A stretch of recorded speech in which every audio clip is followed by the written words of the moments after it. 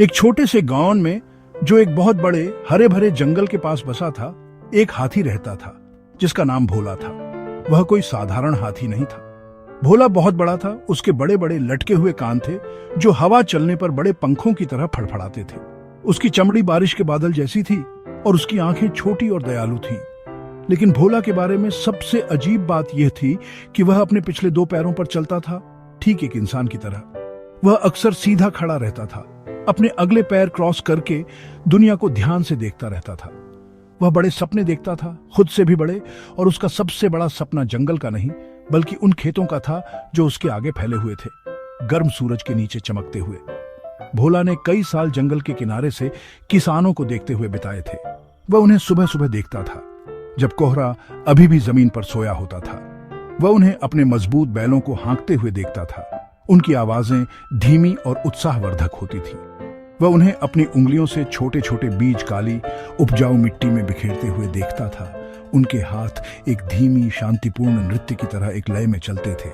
भोला एक बड़ी हाथी जितनी आह भरता था, यह सोचते हुए कि काश वह भी वहां होता। वह अब सिर्फ जंगल में घूमना नहीं चाहता था, वह अपने पैरों के नीचे मुलायम मिट्टी महसूस करना चाहता था और कुछ उगते हुए देखना चाहता था, क्योंकि उसने उसे अपनी सूंड से बोया था। एक धूप वाली सुबह भोला ने एक फैसला लिया। ये एक बहुत बड़ा फैसला था, ऐसा जिससे आपके दिल की धड़कन थोड़ी तेज हो जाती है। उसने फैसला किया कि वह एक किसान बनेगा। वह जंगल से बाहर निकला, किसी जानवर के शांत कदमों से नहीं बल्कि एक आदमी की दृढ़ चाल से जो काम पर जा रहा हो। गांव वाले उसे देखकर हैरान थे। उन्होंने भोला को पहले भी देखा था, लेकिन कभी इतना करीब से और कभी इतना दृढ़ निश्चय वाला नहीं देखा था। उसे नदी के पास जमीन का एक छोटा भूला हुआ टुकड़ा मिला, ऐसी जगह जिसे कोई और नहीं चाहता था। भोला के लिए यह एकदम सही था। यह दुनिया का उसका अपना छोटा सा टुकड़ा था जो उसके बड़े खेती के साहसिक कार्य के शुरू होने के लिए तैयार था। उसका पहला काम औजार लाना था। वह गेऊन के बाजार गया, एक चहल पहल वाली जगह जो शोर और रंगों से भरी थी। दुकानदार, एक छोटा आदमी जिसकी बड़ी सफेद मूछें थीं, भोला को देखकर अपनी आंखें फाड़कर देखता रहा जब भोला ने अपनी सूंड एक नए चमकदार हल की तरफ की। हल एक हाथी के लिए बहुत छोटा था बेशक, लेकिन भोला को अभी यह पता नहीं था। उसने एक पानी देने वाला डिब्बा भी चुना जो उसकी पकड़ में एक छोटे खिलौने जैसा लग रहा था, और एक छोटा फावड़ा। गांव वाले हंसे, लेकिन यह एक दोस्ताना हंसी थी। वे यह देखने के लिए उत्सुक थे कि यह इंसान जैसा हाथी अपने छोटे खेती के औजारों से क्या करेगा। भोला इस मजेदार नजारे से अनजान अपनी खरीद पर बहुत गार्वी महसूस कर रहा था। अगली सुबह भोला अपने खेत पर पहुंचा, एक किसान के रूप में अपना नया जीवन शुरू करने के लिए तैयार। उसका पहला काम जमीन जोतना था। उसने वह छोटा लकड़ी का हल देखा जो उसने खरीदा था, और फिर अपनी विशाल काया को देखा। वह उसे बैलों की तरह खींच नहीं सकता था, तो उसने कुछ अलग करने की कोशिश की। उसने हल को अपनी सूंड के सिरे से सावधानी से पकड़ा और उसे मिट्टी में धकेलने की कोशिश की, लेकिन जमीन सख्त और सूखी थी और छोटे हल ने मुश्किल से एक खरोंच भी नहीं बनाई।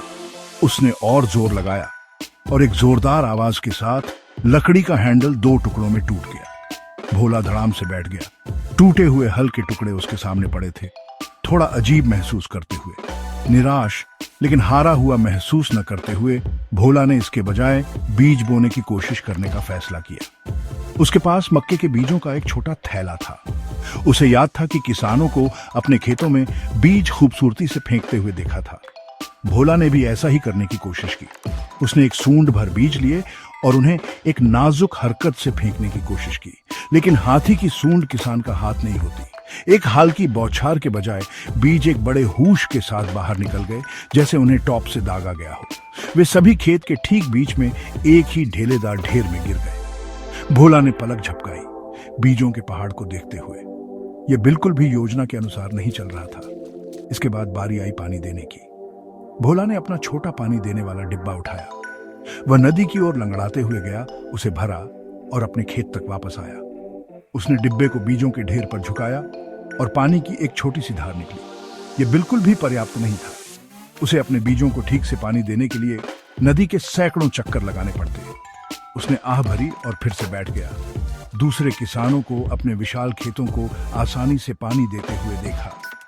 उसने महसूस किया कि किसान बनना जितना दिखता था उससे कहीं ज्यादा मुश्किल काम था।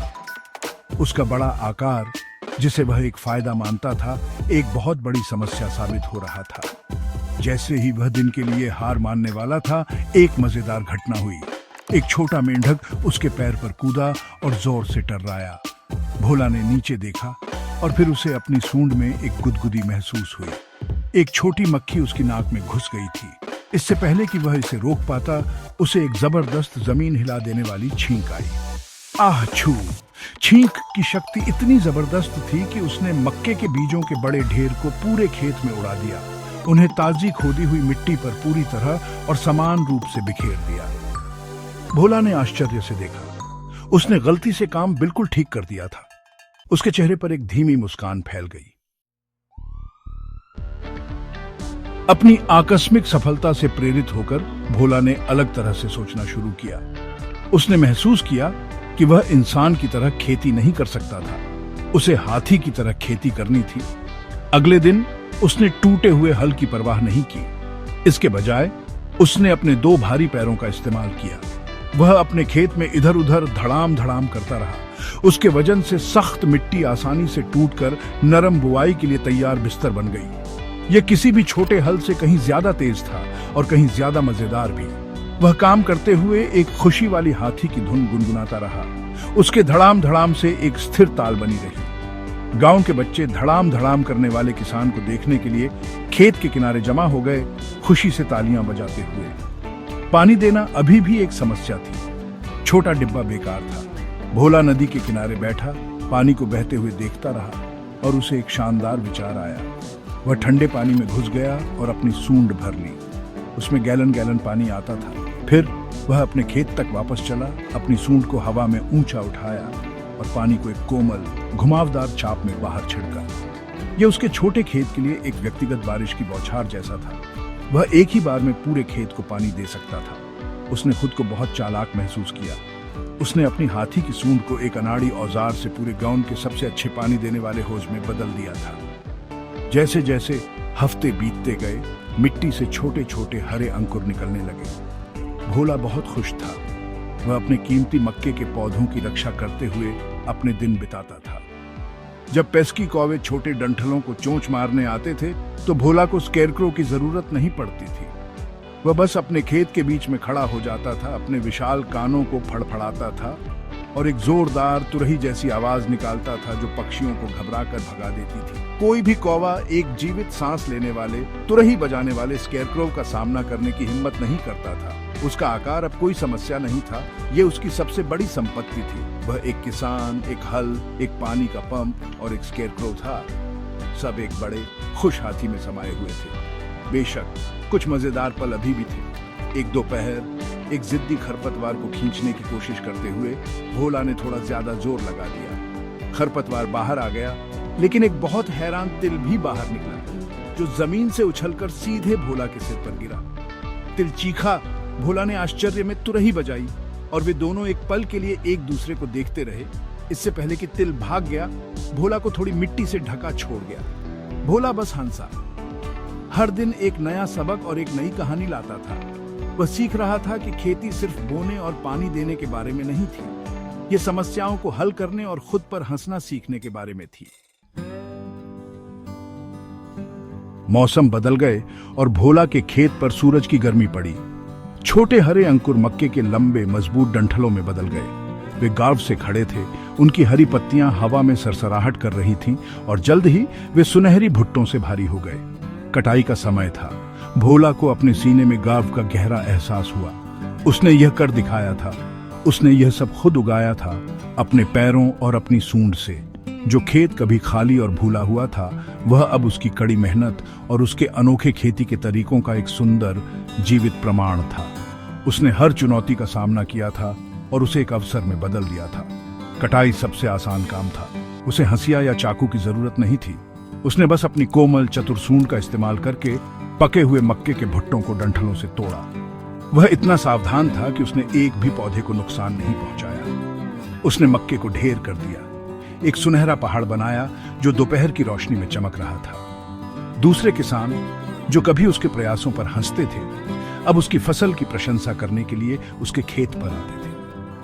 उन्होंने उसकी मजबूत पीठ थपथपाई और उसे बताया कि उसके पास पूरे गेओन में सबसे अच्छी दिखने वाली मकई है।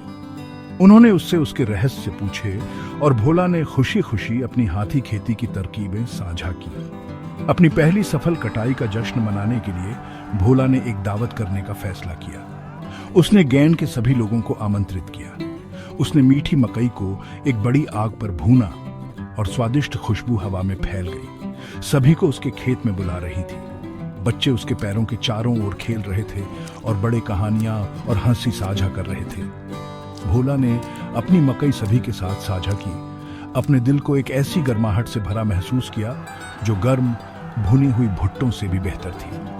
वह अब सिर्फ भोला हाथी नहीं था, वह भोला किसान था, एक दोस्त और गौंड समुदाय का एक मूल्यवान सदस्य। जैसे ही सूरज ढला, आसमान को नारंगी और गुलाबी रंगों में रंगते हुए भोला अपने खाली खेत को देखता रहा। अब शांति थी, लंबी नींद के लिए तैयार। वह थका हुआ महसूस कर रहा था, लेकिन यह एक अच्छी तरह की थकान थी। यह वह खुशी वाली थकान थी जो एक दिन के अच्छे ईमानदार काम से आती है। वह जानता था कि यही उसकी जगह थी। वह हाथी नहीं था जो किसान बनने का सपना देखता था। वह एक किसान था जो बस एक हाथी था। और जैसे ही वह घर जाने के लिए मुड़ा, तारों से भरे आसमान के नीचे भोला जानता था कि वह पूरी दुनिया का सबसे गर्वित, सबसे खुश किसान था।